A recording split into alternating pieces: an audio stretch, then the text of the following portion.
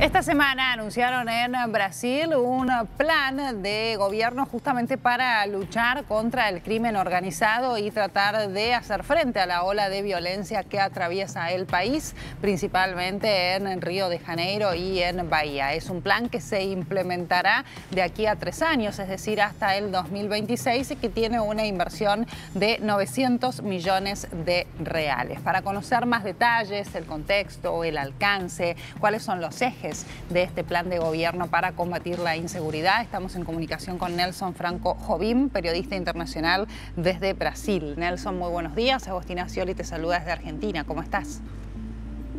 Muy buenos días, Agostina. Bien, estaba repasando allí las cifras que se dieron a conocer, algunas características, como por ejemplo que es un plan de aplicación gradual. Pero ¿en qué contexto el gobierno hace este anuncio? Hay una ola de violencia en Brasil que está muy ligada a los carteles, a las mafias del narcotráfico, y porque en Brasil el combate a la criminalidad es una atribución de los estados, de los gobiernos, de las policías estaduales, que serían como las provincias de Argentina. Claro. Y el gobierno federal está encargado solamente de los crímenes federales, por ejemplo, contrabando o crímenes contra los derechos humanos. Sí. Pero si te roban una computadora en un estado, no puedes ir a una comisaría de policía de otro estado. Entonces quieren crear una estructura nacional de integración de las informaciones, de integración institucional, para combater essa ola de violência que é muito grave, especialmente em Rio de Janeiro, no estado de Bahia. El mês passado houve 70 muertes em operações policiais em Bahia. En amanecer de hoje, 3 médicos que estavam em Rio para um congresso de medicina foram mortos em Barra da Tijuca, um barrio, en principio, un barrio de personas el más lujoso, clase media, ¿no? y alta. Claro, uno de los más lujosos de Río de Janeiro y que se presume uno de los más seguros también. Sí, hubo esta mañana, no se sabe todavía qué pasó. Llegaron los hombres de coche, los metrallaron. Entonces, es solo un ejemplo a más de la situación que vive el país. ¿Y este hecho ocurrió en la calle, a plena luz del día, sin mediar palabras? En la calle. Estaban en un kiosco enfrente a un hotel, un kiosco de esos que vende bebidas en la playa, y fueron metallados. Claro. No intentaron robarles. En esta mañana. No fue un hecho. No intentaron robarles, los mataron y se fueron. Claro. Entonces no se sabe ni por qué los mataron. Y eso es solo un ejemplo de lo que pasa en el país. No hay seguridad, particularmente en Río y en Bahía, pero también en otros estados, porque lo que hay es que hay carteles muy fuertes, particularmente los de Río y São Paulo. Entonces están infiltrados en casi todos los otros estados, y hay también organizaciones criminales regionales.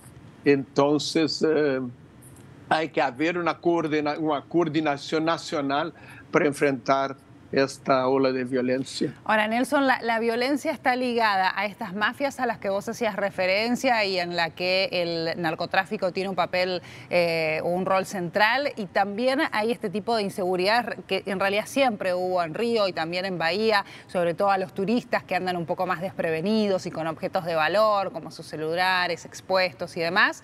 Eso también sigue pasando, pero ahora se le ha sumado toda la cuestión de los narcocrímenes, por así decirlo.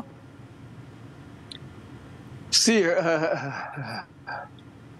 hay mucha violencia de estos grupos porque tienen armas de guerra, tienen fusiles AK-47, AR-15, fusiles de guerra de Estados Unidos, de AK-47 se usan en muchos países del mundo, y así tienen un poder de fuego que la policía muchas veces no tiene. Y a Río, por ejemplo, este plan va a enviar soldados de la Fuerza Nacional. Algunos días atrás hubo una grabación, un video de criminales haciendo entrenamiento militar en la escuela en una favela que está muy cerca, al otro lado de la muralla está la carretera que va al aeropuerto internacional de Río. Claro. Entonces, esa fue una de las razones por la cual Río también está y va a recibir un refuerzo de la Fuerza Nacional. Es decir, que el plan en realidad de gobierno es un plan integral que, por un lado, por ejemplo, está en reforzar la presencia de la policía, paralelamente reforzar la coordinación que hay entre los distintos estados del país. Hay un plan especial también para la protección, por ejemplo, en las carreteras, en los aeropuertos, en las estaciones. ¿Eso está contemplado también? Sí, principalmente en puertos, aeropuertos y fronteras internacionales. Claro, claro. ¿Y qué otros? Porque el gobernador de Río, Leonel Brizola, años atrás decía, Río no produce ni cocaína ni armas de fuego. Así es que hay que controlar las fronteras internacionales y las difíciles estaduales para que se pueda de alguna forma combatir esos grupos. Claro. ¿Cuáles son los otros ejes de este plan de gobierno? Eficiencia de las policías y eficiencia de la justicia criminal, cooperación entre los gobiernos, son cinco puntos: integración informacional, eficiencia de las policías, puertos, aeropuertos y fronteras, eficiencia de la justicia criminal y cooperación entre gobiernos nacional, regionales y locales. Hay un problema porque en Brasil hay dos policías: la policía militar, que hace el policiamento de las calles, y la policía civil, que hace la parte de policía judiciaria, que va a investigar los crímenes y presentar las pruebas a la justicia. Claro. Y así hay que, a veces, hay una concurrencia entre las dos policías, tienen culturas distintas y no hay transparencia, y muchas veces no hay ni confianza para hacer este cambio de informaciones. Y sobre la eficiencia del sistema de justicia penal, ¿cómo funciona hoy y cuáles son los cambios que en realidad pretenden introducir, entendiendo que allí hay algún tipo de falencia? Bien, la Suprema Corte ha decidido que ha dicho a los gobiernos estaduales que deben hacer algo en las prisiones, porque es un problema muy serio. Hay una superpopulación carcelaria y los grupos criminales controlan esas prisiones. En Río, si uno es preso, un muchacho de una favela, preguntan de qué favela viene. Esta favela es del grupo tal, así lo ponen con los criminales de este grupo. Lo que pasa es que dentro de las prisiones necesitan de protección y acaban se uniendo, se asociando a esos grupos criminales para tener protección dentro de las prisiones. Ese es solo un ejemplo de un... Sí. En cuanto a las penas, ¿está previsto endurecer las penas a las que son condenados por determinados delitos, por ejemplo, relacionados con el narcotráfico, o no necesariamente implica este plan también una reforma ya más judicial, del sistema judicial? Hay discusiones en el debate en el Congreso Nacional para hacer las penas más duras, pero el problema fundamental es la impunidad, porque creen que no van a ser presos, que no van a ser punidos, y muchas veces si van a una cárcel tienen la protección de esas pandillas, tienen la protección, los criminales tienen la protección de esas pandillas. Claro. Y acaban haciendo parte de ellas como una única manera de se proteger. Y siguen operando desde la cárcel, pero además son liberados rápidamente, que es algo que, por ejemplo, sucede en la Argentina. Se habla de las puertas giratorias, ¿no? Por distintos crímenes, por distintos delitos, mejor dicho, incluido por homicidio. Alguien que roba, por ejemplo, y mata y quizá que en pocos años consigue salir de la cárcel, o una tentativa de homicidio, sale de la cárcel e inclusive vuelve a delinquir y hasta termina matando, y después se conocen los antecedentes y resulta que había ingresado, que había estado preso y que había sido liberado por algún juez. ¿Eso pasa también en Brasil?